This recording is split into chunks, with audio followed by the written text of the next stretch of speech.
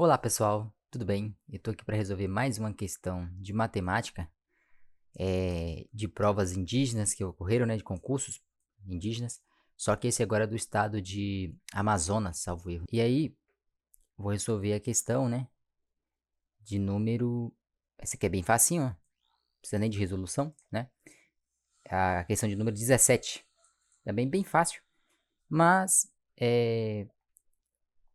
vamos lá, né, essa aqui já dá para pensar um pouco mais. Bom, vamos lá, um rapaz chamado Henry quer usar as letras do seu nome para fazer a senha do e-mail.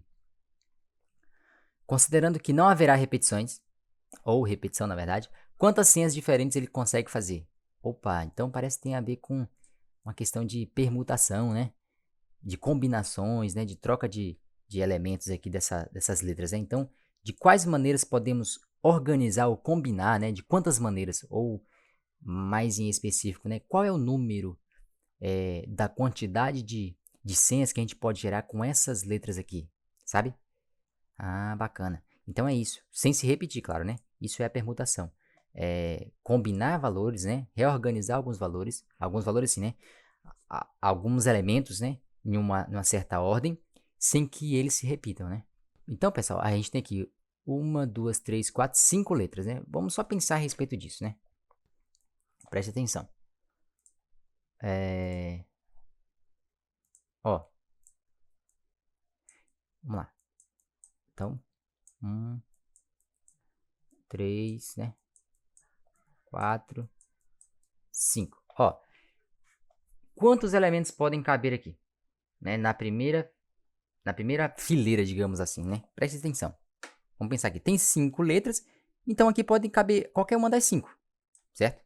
Na segunda fileira, digamos assim, né? Na segunda posição, quantos elementos, nesse caso quantas letras, podem ser alocadas aqui? Como eu já usei uma aqui, né? Eu estou considerando que aqui cabem 5. Mas se eu já usei uma aqui só cabe 4.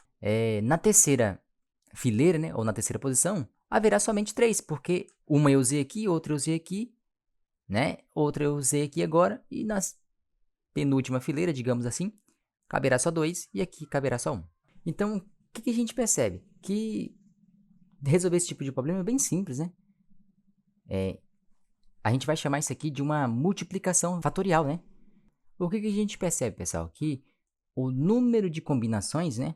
Ou quantas vezes a gente pode formar uma senha sem repetir, utilizando essas 5 letras aqui, será o quê? Será definido por Pn, né?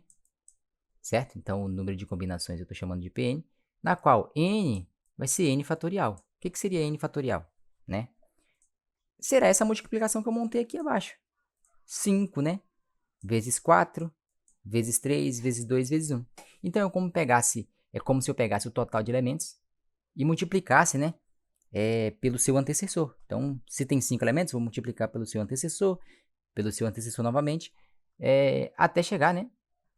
A contar aqui a quantidade de elementos que eu tenho lá. Então, eu multiplico 5 vezes 4, vezes 3, vezes 2, vezes 1. Né? Quantas vezes eu faço isso? Até chegar no 1, né? Então, eu comecei do 5 e retornei a 1. E isso é que a gente chama de multiplicação fatorial, né? Ok? Então, 5 vezes 4, isso dá 20. Perfeito? Isso aqui é bem simples, né? A gente aprende lá em permutação. 20. Vai ser 20 vezes 3, né? Vezes 2 e vezes 1. 20 vezes 3 vai dar 60. Ok? 60 vezes 2, isso dá 120. Certo?